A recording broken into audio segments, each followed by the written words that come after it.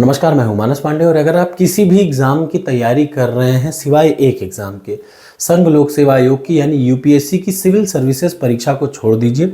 उस परीक्षा के अलावा भारत की आप कोई भी परीक्षा दे रहे हो यानी यूपी की सभी PCS, RO, ARO, UP triple SC, MP, Bihar, Rajasthan, SSC, इन सभी परीक्षाओं में मॉडर्न हिस्ट्री आती है। और उन सभी प्रश्नों के लिए ये जो प्लेलिस्ट आप देख रहे हैं मॉडर्न हिस्ट्री की, बस मेरी आपसे यही रिकमेंडेशन है, दुनिया का तो आप पढ़ ही रहे हैं, एक बार इस प्लेलिस्ट के सभी प्रश्नों को और ये 30 साल के प्रश्नों को रट लिए जाइए एग्जाम में। फिर आपसे क्वेश्चन गलत हो जाए तो आप मुझे बताइएगा। ऐसा हो ही नहीं सकता क्योंकि मॉडर्न हिस्ट्री कभी चेंज नहीं होती और उसके प्रश्न सिर्फ घुमा फिरा के आते वही हैं। ठीक, टफ आएंगे तो दो क्वेश्चनों को मिला के दे देगा। तो मैं बदले हुए पैटर्न पे जैसे प्रश्न पूछे जाते हैं, सारे टॉपिक वाइज प्रश्न की एक क्या बना रहा हूँ, प्लेलिस्ट बना रहा हूँ। ठीक, इसी प्लेलिस्ट में आपको मॉडर्न हिस्ट्री के सभी क्वेश्चन मिल जाएंगे। तो शुरुआत कर रहे हैं आज ईस्ट इंडिया कंपनी और बंगाल के नवाब से। मैं आपकी जानकारी के लिए बता देना चाहता हूँ कि अभी ये हिंदी में है। Once I will complete its Hindi part, मैं तुरंत इंग्लिश वाले पार्ट को अपलोड करूंगा। तो चलिए शुरुआत करते हैं। ये देखिए, स्वतंत्र राज्य बने जब देखिए मुगल की ताकत थोड़ी सी कमजोर पड़ी तो लोगों ने अपने राज्यों को स्वतंत्र कर लिया मुगलों से। कौन कौन से? हैदराबाद की स्थापना की चिंकिलिज खान ने, अवध की स्थापना की शहादत का बुरहानुल मुल्क ने, बंगाल के मुर्शीद कुली खान ने और रुहेलखंड की अली मोहम्मद रुहेला यानी वीर दाऊद ने। अली रुहेला और वीर दाऊद ने, ये बड़ा इंपॉर्टेंट है, खासतौर से रुहेलखंड का पूछ सकता है क्योंकि यूपी का एक पार्ट है, अवध का पूछ सकता है। तो चलिए नेक्स्ट, प्लासी के युद्ध में ब्रिटिश विजय का प्रमुख प्रतिफल था क्या? तो बंगाल के नवाब पर ब्रिटिश प्रभाव में वृद्धि हो गई। याद रखिएगा, 23 जून 1757 में क्लाइव और सिराजुद्दौला के मध्य लड़ा गया। सिराजुद्दौला के पास बहुत बड़ी सेना थी, क्लाइव के पास बहुत छोटी सेना थी, लेकिन क्लाइव ने इन्हीं की सेना में एक आदमी को क्या कर दिया, गद्दार बना दिया। और वो क्या हुआ, लड़ाई ही नहीं। कमेंट बॉक्स में अगर आप ये सुन रहे हैं, कमेंट बॉक्स में कमेंट करके बताइए वो कौन गद्दार था जिसने सिराजुद्दौला के साथ गद्दारी की, वरना भारत पे अंग्रेज कभी कब्जा ना कर पाते। प्लासी के युद्ध में पराजय के बाद सिराजुद्दौला लड़ाई के मैदान से भाग निकला। उसने किस वाहन का प्रयोग किया? ये यूपी का क्वेश्चन है, ये बिहार का क्वेश्चन पेट है। तो उसने ऊंट का इस्तेमाल किया, याद रखिएगा। इस युद्ध में एक ओर से ब्रिटिश ईस्ट इंडिया कंपनी थी, दूसरी ओर से कौन था, सिराजुद्दौला था। ठीक है ना। अब देखिए, सिराजुद्दौला का मुर्शिदाबाद में मीर जाफर के पुत्र मीरन ने कत्ल करवा दिया था। निम्न में से प्लासी के युद्ध में कौन सा सत्य नहीं है? तो देखिए, 23 जून 1775 को यह युद्ध आरंभ हुआ, गलत, 1757 को युद्ध आरंभ हुआ, तो पहला ही सही नहीं है। ठीक है ना। इसके बारे में जरा सा मैं आपको दिखा दूं। जून 1757 को प्लासी का युद्ध हुआ। षड्यंत्र का कारण अब क्या हुआ जानते हैं? षड्यंत्र ये हुआ, मीर जाफर ने लड़ाई करने से इनकार कर दिया। तो जो मैं आपसे पूछ रहा था उसका उत्तर मीर जाफर है। मीर जाफर की सेना ने लड़ाई ही नहीं की, उसके पूरे का पूरे सैनिक रुक गए। अब उसकी वजह से क्या हो गया, फंस गया वो सिराजुद्दौला। 24 जून को मीर जाफर मुर्शिदाबाद पहुंचा और उसने वहां पहुंचकर उसको खुद को बंगाल, बिहार, उड़ीसा का नवाब घोषित कर दिया। एक कवि ने प्लासी की लड़ाई को एक स्थायी दुख भरी रात कहा। ये किसने कहा? तो नवीन चंद्र सेन ने कहा, याद रखिएगा।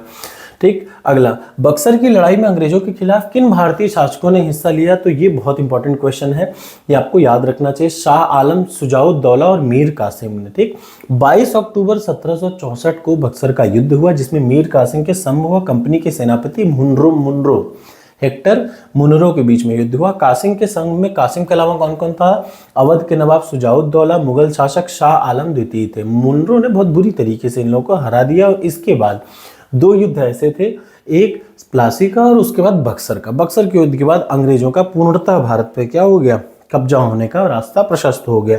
बक्सर का युद्ध 22 अक्टूबर 1764, 23 जून 1757 को प्लासी का युद्ध, क्लाइव का भारत पुनः आगमन 1765 में हुआ। इलाहाबाद की संधि, दो संधि थी, एक 12 अगस्त को, एक 16 अगस्त को। वारेन हेस्टिंग का भारत का गवर्नर जनरल 1773 में, नहीं, याद रखिए, भारत का नहीं, वारेन हेस्टिंग भारत का नहीं, बंगाल का गवर्नर जनरल बनाया गया। अब अगला आ जाइए, बिहार के शासक राजा राम नारायण का दमन करने के लिए क्लाइव और मीर जाफर ने किसकी अध्यक्षता में सेना भेजी? तो मेजर आयर कूट, याद रखिएगा, मेजर आयर कूट। राजा राम नारायण बिहार का ही हिंदू शासक था। इसको हराने के लिए, देखिए होता क्या है, भारत हमेशा क्यों हारा? इन गद्दारों की वजह से, और कुछ वजह नहीं है। ठीक, अगर इन लोगों ने गद्दारी ना की होती तो भारत कभी हारता नहीं। ठीक, निम्न घटनाओं को कालानुक्रम सही सेट करिए। तो सबसे पहले देखिए कालकोठरी की घटना हुई 20 जून 1756 को। बंगाल का सराय निराजुद्दौला था जिसने बहुत सारे लोगों को एक छोटी सी कालकोठरी में बंद कर दिया। दूसरा, बक्सर का युद्ध 22 अक्टूबर 1764 को। मीर जाफर की मृत्यु हुई फरवरी 1765 में और इलाहाबाद की संधि हुई अगस्त में। किस गवर्नर जनरल के कार्यकाल में ईस्ट इंडिया कंपनी को शहनशाह आलम द्वारा बंगाल, बिहार, उड़ीसा का दीवानी अधिकार दे दिया गया? तो लॉर्ड क्लाइव के टाइम पे, याद रखिएगा। बक्सर का युद्ध हुआ, उसके बाद इलाहाबाद की दूसरी संधि हुई। पहली संधि 12 तारीख को और दूसरी संधि हुई 12 अगस्त और 16 अगस्त को। भगोड़े सम्राट शाह आलम द्वितीय को अंग्रेजी संरक्षण में ले लिया गया और इलाहाबाद में रखा गया। शाह आलम ने अपने 12 अगस्त के फरमान द्वारा कंपनी को बंगाल, बिहार, उड़ीसा की दीवानी दे दी, जिसके बदले कंपनी को 26 लाख रुपए देगी शाह आलम द्वितीय को। ठीक, दूसरी संधि हुई 16 अगस्त को। पहली संधि 12 अगस्त को और दूसरी संधि 16 अगस्त को। जो दूसरी संधि हुई अवध के नवाब शुजाउद्दौला और कंपनी के बीच में हुई। कंपनी मतलब क्लाइव के बीच में। अगला आ जाइए, बक्सर के युद्ध के बाद ये फिर वही सेम चीज़ है। इलाहाबाद की 2 संधि हुई 12 अगस्त और 16 अगस्त को, याद रखिएगा। ठीक है ना। 16 अगस्त को शुजाउद्दौला और क्लाइव के बीच में संधि हुई, ये सबसे इंपॉर्टेंट है। यहाँ पे देखिए अब प्रश्न क्या आ सकता है। 16 अगस्त 1765 को जो संधि हुई वो शुजाउद्दौला, अवध का नवाब और क्लाइव के बीच में हुई। उसमें कुल 11 पैक्ट थे। क्या थे इंपॉर्टेंट, क्या है? अवध से कड़ा और इलाहाबाद लेकर मुगल शासक को दे दिए गए। ठीक, मुगल बादशाह ने बंगाल, बिहार, उड़ीसा की दीवानी अंग्रेजों को दे दी। अंग्रेजों ने मुगल बादशाह को 26 लाख रुपए प्रतिवर्ष देना स्वीकार किया और अंग्रेजों ने हैदराबाद के उत्तरी सरकार को जागीर के रूप में मुगल बादशाह से प्राप्त किया। ठीक है ना। 7 और उपबंध नवाब के साथ किया गया था, लेकिन अलग बात है। ठीक है। निम्न में से किसने अपनी राजधानी मुर्शिदाबाद से मुंगेर स्थानांतरित करी? तो मीर कासिम। देखिए, मीर जाफर के बाद से बना मीर कासिम। मीर कासिम अंग्रेजों से बचाना चाहता था। अंग्रेजों ने 1760 में मीर जाफर को हटाया और मीर कासिम दामाद उसका था, उसको क्या किया? नवाब बना दिया। अब क्या हुआ? अब अंग्रेज पूरा दबाव बनाना चाहते थे। इसी वजह से इस दबाव को कम करने के लिए मुर्शिदाबाद से मुंगेर शिफ्ट कर दी उसने अपनी राजधानी, मीर कासिम ने। 1763 के कई युद्धों में मीर कासिम को हराने वाला कौन ब्रिटिश अधिकारी था? तो हेक्टर मुनरो था। बहुत इंपॉर्टेंट प्रश्न है, याद रखिएगा। ठीक, अब उसके बाद अगला आ जाइए। ये प्रश्न को उत्तर से आप समझ सकते हैं। बंगाल को ईस्ट इंडिया कंपनी की जागीर बना दिया गया। इसी लक्ष्य को इतिहासकार पणिक्कर ने कहा 1765 से 72 की अवधि में बंगाल की सरकार एक डाकू राज्य थी। ठीक, क्योंकि इस समय पूरी तरीके से कंपनी का वो हो गया था। बंगाल के इन जिलों की पहचान कीजिए जिनके राजस्व प्रशासन को 1760 में ईस्ट इंडिया कंपनी को हस्तांतरित करके मीर कासिम ने बंगाल की नवाबी प्राप्त की थी। तो बर्धमान, मिदनापुर और चटगांव, इन 3 जगहों की पूरी ठेकेदारी किसको दे दी थी? इसकी दीवानी जो है वो दे दिया था किसको? कंपनी को दे दिया। ठीक है। और इधर देखिए, सिलहट के चूना व्यापार में भी कंपनी को आधा हिस्सा दिया गया। ये बिल्कुल एग्जाम में पूछा जा सकता है, इसलिए याद रखिएगा। किस ब्रिटिश अफसर ने बंगाल में जमींदारी के स्वामित्व संबंधी अधिकारों का विरोध किया? तो जेम्स ग्रांट था जिसने जमींदारी के स्वामित्व संबंधी अधिकारों का विरोध किया था। ये बहुत इंपॉर्टेंट प्रश्न है, इसको याद रखिएगा। अगला, क्लाइव जिस रूप में पहली बार बंगाल आया वो क्या था? कलकत्ता पर पुनः कब्जा करने वाले अभियान दल के नेता के रूप में आया। ठीक, 15 जून 1556 को सिराजुद्दौला की सेनाओं में फोर्ट विलियम कॉलेज भेज दिया और 5 दिन बाद आत्मसमर्पण कर दिया अंग्रेजों ने। ठीक, क्लाइव फिर क्या हुआ? वापस आया लड़ने के लिए और उसके बाद वो विजयी हुआ। क्लाइव छोटी सी सेना लेकर के विजयी हो गया। ये उसकी दिखाता है कितनी बढ़िया उसकी टेक्निक थी। ठीक, किस स्थान समूह की जमींदारी इब्राहिम खान ने अंग्रेजों को बख्श दी?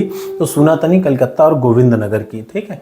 अगला, बंगाल के किस नवाब ने यूरोपियनों की तुलना मधुमक्खियों से की? तो अलीवर्दी खान ने यूरोपियों की तुलना मधुमक्खियों से की। ठीक, मधुमक्खी जो छिड़ने पे काट कर मार डालेगी न था शहद देगी। ठीक, अगला, फोर्ट विलियम कॉलेज की प्रेसिडेंसी किस वर्ष स्थापित हुई? तो 1700 में, जब चारनाक ने 1690 में सूतानाती में एक कोठी स्थापित की तो भारत की भावी राजधानी की नींव पड़ी। बर्धमान जिले के एक जमींदार शोभा सिंह के विद्रोह के कारण अंग्रेजों को 1696 में नई कोठी की किलेबंदी की अनुमति मिली। इंग्लैंड के सम्राट के सम्मान में इसका प्रतिष्ठान का नाम फोर्ट विलियम कॉलेज रखा गया। आयर में देख लीजिए, चार्ल्स आयर ने इसका खुद को क्या बनाया? प्रथम प्रेसिडेंट, और 1700 में इसका प्रेसिडेंसी नगर घोषित किया, जो 1774 से 1911 तक भारत की राजधानी रहा, कलकत्ता। ठीक। अलीनगर की संधि पर कब हस्ताक्षर हुए? 1757 में। 9 फरवरी 1757 को बंगाल के सिराजुद्दौला और क्लाइव के बीच अलीनगर की, बहुत इंपॉर्टेंट है ये, याद रखिएगा। इसके द्वारा क्या हुआ, कंपनी के क्षेत्राधिकार विशेषाधिकार पुनः स्थापित हो गए और कंपनी को अपने स्थलों को दुर्ग बनाने की अनुमति मिल गई और सिक्के ढालने की। ठीक, अगला आ जाइए। किसने ईस्ट इंडिया कंपनी के बारे में यह बताया? कहा कि कंपनी एक असंगति है परंतु यह उस व्यवस्था का भाग है जहां सब कुछ असंगत है, ये कहा मैकाले ने। ठीक, नेक्स्ट आ जाते हैं। सूरत की संधि हुई 1775 में, मद्रास की संधि हुई 1769 में, बसीन की संधि हुई 1802 में और लाहौर की संधि हुई 1846 में। ठीक, जरा सा यहाँ पे 4 चीजें हैं, इन सबको एक साइमस में लगाना। जैसे इलाहाबाद की 2 संधि हुई, 12 अगस्त और 16 अगस्त, तो 1765 में हुई। सालबाई की संधि 1782 में हुई, मैंगलोर की 1784 में और अमृतसर के 1809 में। अब देखिए एग्जाम में अलग अलग पूछ सकता है या एक ही प्रश्न। इलाहाबाद की संधि इतना, केवल 1 सही, 1 2 सही, 1 2 3 सही, 1 2 3 4 सही। तो प्रश्न सिंपल सा भी पूछ सकता है और टफ भी पूछ सकता है, ये आप पे है। आपने अगर डिटेल में पढ़ा है यहाँ से तो गलत आपसे नहीं होगा। जिस प्रथम भारतीय राज्य कौन सा था जिसने लॉर्ड वेलेस्ली की सहायक संधि को हस्ताक्षर किया? ये प्रश्न कई बार आया है। यूपी ने, बिहार में और एमपी और राजस्थान में तो पेट प्रश्न है, और सेंट्रल आर्म्ड पुलिस फोर्स का भी ये पेट प्रश्न है। तो सबसे पहले याद रखिए, पहला जो सहायक संधि किसकी है? वेलेस्ली की है। हड़प संधि किसकी है? डलहौजी की है। तो सहायक संधि वेलेस्ली की है, उस पर हस्ताक्षर करने वाला पहला राज्य कौन सा था? तो वो था हैदराबाद। बहुत इंपॉर्टेंट है, याद रखिए। हैदराबाद, मैसूर, तंजौर, अवध, पेशवा, भोसले, सिंधिया, जोधपुर, जयपुर, मच्छेड़ी, बूंदी, भरतपुर भी 2-3 बार एग्जाम में आ चुका है। हैदराबाद ने सबसे पहला, हैदराबाद मतलब निजाम का हैदराबाद ने वेलेस्ली की सहायक संधि स्वीकार किया था।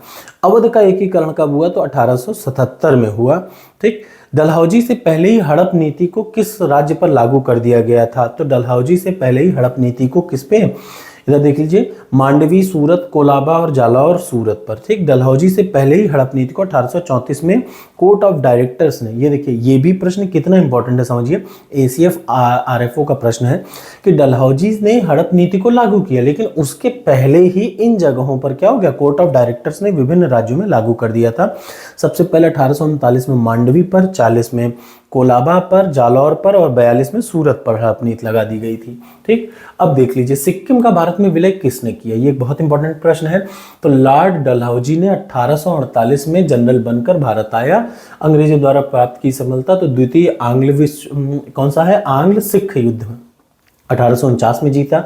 दिलीप सिंह को पेंशन दे दी गई, उनको बाहर भेज दिया गया। लॉर्ड डलहौजी ने सिक्किम पर 2 अंग्रेज डॉक्टरों के साथ दुर्व्यवहार का आरोप लगा पर उस पर अधिकार, मतलब सिक्किम को 1850 में किस में शामिल किया? भारत में शामिल किया। किसने शामिल किया? तो डलहौजी ने। याद रखिएगा, ये बहुत इंपॉर्टेंट प्रश्न है। लोअर वर्मा तथा पीगू का ब्रिटिश साम्राज्य में विलय 52 में डलहौजी ने ही किया था।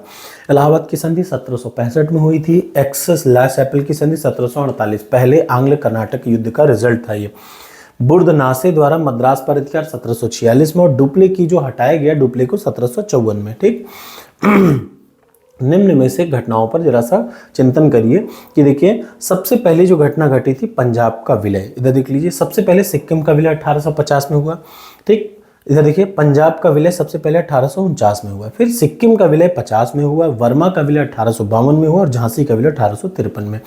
ये प्रश्न इतने जरूरी हैं कि ये सिंगल प्रश्न भी आ सकते हैं और 2 को मिक्स भी। याद रखिएगा, लेकिन ये आपको याद रखना है। सबसे पहले किसका विलय हुआ? सबसे पहला विलय हुआ पंजाब का 1849 में। फिर विलय किसका हुआ? फिर विलय हुआ सिक्किम का 1850 में। फिर हुआ वर्मा का विलय 1852 में और फिर हुआ झांसी का विलय 1853 में। ठीक, अब जरा सा यहाँ देख लीजिए, ये क्या है? विलय का सिद्धांत। विलय के सिद्धांत निम्न में से किस और ने कालानुक्रम? सबसे पहले विलय के सिद्धांत में देखिए 1 3 4 2 होगा इसका। 17 सबसे पहले यहाँ पे देख लीजिए, ये बड़ा इंपॉर्टेंट है विलय का सिद्धांत।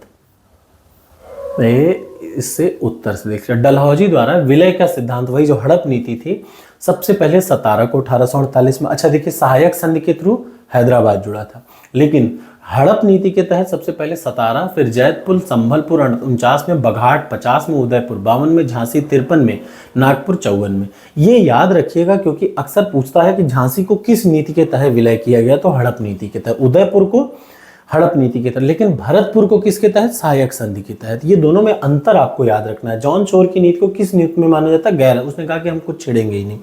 जॉन शोर क्या हुआ, गैर हस्तक्षेप की नीति मानी जाती है, एकदम निष्क्रिय था। ठीक, सहायक संधि किसने स्वीकार नहीं की थी, तो इंदौर के होलकर राज्य ने सहायक संधि स्वीकार नहीं थी। अब आपको जानना ये जरूरी है किसने किसने स्वीकार की, तो सबसे पहले हैदराबाद, फिर हैदराबाद के बाद मैसूर, फिर तंजौर, फिर अवध, फिर पेशवा, बरार के भोसले, सिंधिया, जोधपुर, मच्छेरी, बूंदी, भरतपुर। ये भरतपुर 2 बार एग्जाम में आ चुका है। ये सीक्वेंस भी आप ऐसे ही याद रखिएगा, मैंने मॉडर्न हिस्ट्री पढ़ाते समय इनको प्रॉपर शॉर्ट ट्रिक से रटा रखा है, वहां से आप देख सकते हैं, इसी प्लेलिस्ट में शुरुआत में है वो वीडियो। अवध के नवाब वाजिद अली शाह को कब गद्दी से उतार दिया गया, तो 1856 में कुशासन का आरोप लगाकर। अगला आ जाइए, कौन सा अवध का ब्रिटिश रेजिडेंट था जब अवध का ब्रिटिश साम्राज्य में विलय हुआ, तो आउट्रम था। ठीक, अगला नेक्स्ट प्रश्न, हड़प नीति के अंतर्गत न हड़पा जाने वाला राज्य कौन सा था, अवध, याद रखिएगा। ठीक, हड़प नीति के तहत क्या क्या हड़प हुआ, देखिए डलहौजी ने हड़प नीति के तहत सबसे पहले सतारा को 48 में, फिर याद रखिए जैतपुर 49 में, संबलपुर 49 में, बघाट 50 में, उदयपुर, झांसी, नागपुर। ठीक, याद रखिएगा उदयपुर हड़प नीति, भरतपुर सहायक संधि। ये बहुत बार प्रश्न कंफ्यूजिंग रहता है, याद रखिएगा। अगला, ये फिर वही सेम क्वेश्चन है, देख लीजिए ऊपर वाले क्वेश्चन को देखेंगे तो ये वाला क्वेश्चन भी अपने आप हो जाएगा। पहला आंग्ल बर्मा युद्ध के दौरान भारत का गवर्नर जनरल कौन था, तो एमहर्स्ट था। ठीक, और ये रहा पिछला प्रश्न। इसके बाद अगला प्रश्न मैं इसके बाद करूंगा कि रेवेन्यू और जुडिशियल रिफॉर्म ब्रिटिश पीरियड में क्या क्या थे। वीडियो अच्छी लगी हो तो आप कमेंट बॉक्स में कमेंट करके मुझे बता सकते हैं कि वीडियो अच्छी लगी। ये पूरी सीक्वेंस में सीरीज है, ये पार्ट नंबर 3 है, इसके बाद पार्ट नंबर 4 आएगा।